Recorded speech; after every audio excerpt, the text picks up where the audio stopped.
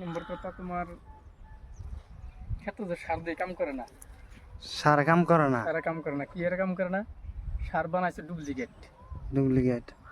আর ওষুধ দিলে এটা দেই হুম ফসলার, হুম। তোমার কাম কম করে।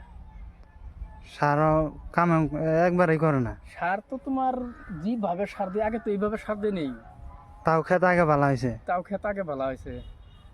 এনকে তো তোমার ওবে কাম করে না, হ্যাঁ বহুত কেমিক্যাল কম দিছে, দানার ভিতরে বেশি ডুপ্লিকেট হয়েছে।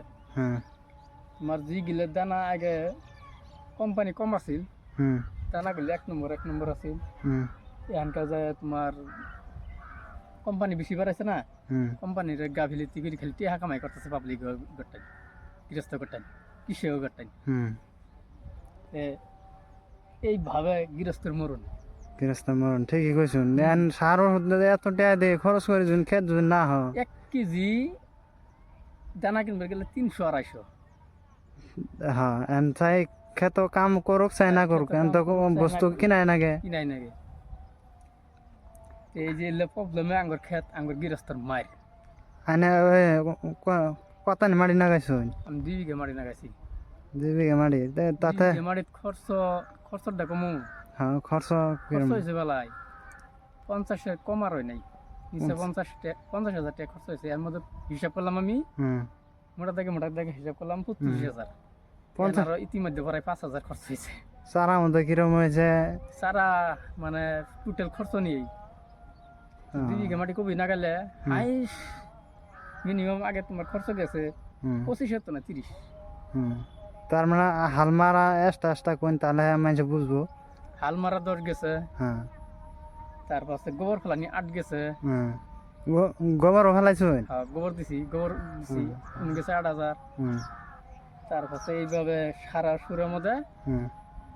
মানে সারা সুরের মধ্যে বেশি বসে গেছে, সার ওষুধ সারা ওষুধের মধ্যে বেশি টেহা গেছে।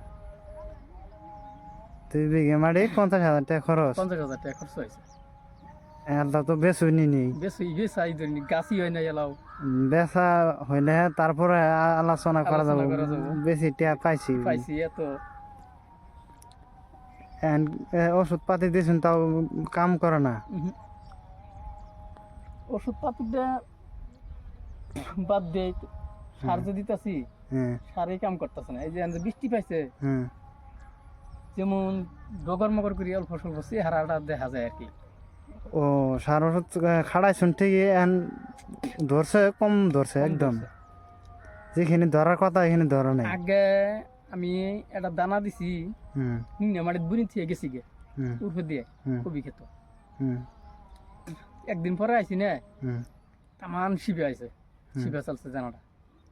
ওই দানাই এখানকার নাই। হুম। ওই দানা সারা অঞ্চল বিরছেলেও পাওয়া যায় না, পাওয়া যায় না। কোম্পানি বন্ধ করে দিয়েছে কোম্পানি নাকি? বদ্ধ করে দিয়েছে, ভালো দানাটা বদ্ধ করে দিয়েছে, দিয়ে এই ডুপ্লিকেট দানা আজে বাজে নামায় হ্যাঁ খালি পাবলিক মানে কৃষকের ক্ষেত ই করতেছে, ঠিক করতেছে। আইনে যেটা দানা দিয়েছিলাম দানার নাম মনে আছে? ওটা দানার নামটা মনে নাই। হুম। আমরা মূর্খ মানুষ না, দানার নাম কমি মনে থাকে, দানা ওষুধের নাম মিললে কমি মনে থাকে। শিক্ষিত হলে আবার আবার খেত কাম করবেন, আমরা তো ওই তো মূর্খ দেখি তো সে তো করার নাকি, শিক্ষিত হলে তো এত করার লাগতো না। হুম। কতগুলা শিক্ষিত করতেছে, ক্ষেত কি করবো। ক্ষেত হয়েছে কোন রকম, মালিক দিলে ভালোই, অত খারাপ পাওয়া যাবে না।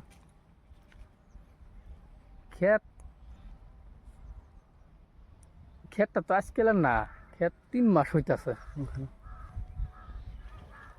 3 মাস হইতেছে? 3 মাস হইতাছে ক্ষেতটা। 3 মাস হিসেবে এতদিন ভালো লাগছে না আরো। এতদিন ক্ষেত বাইন্দি যা লাগছে, দেখা যা লাগছে ক্ষেত। হুম এখন এই যে ফাঁস গুলা যে দেখা যায়, এই ফাঁস গুলাটা হয় না নাই, হুম।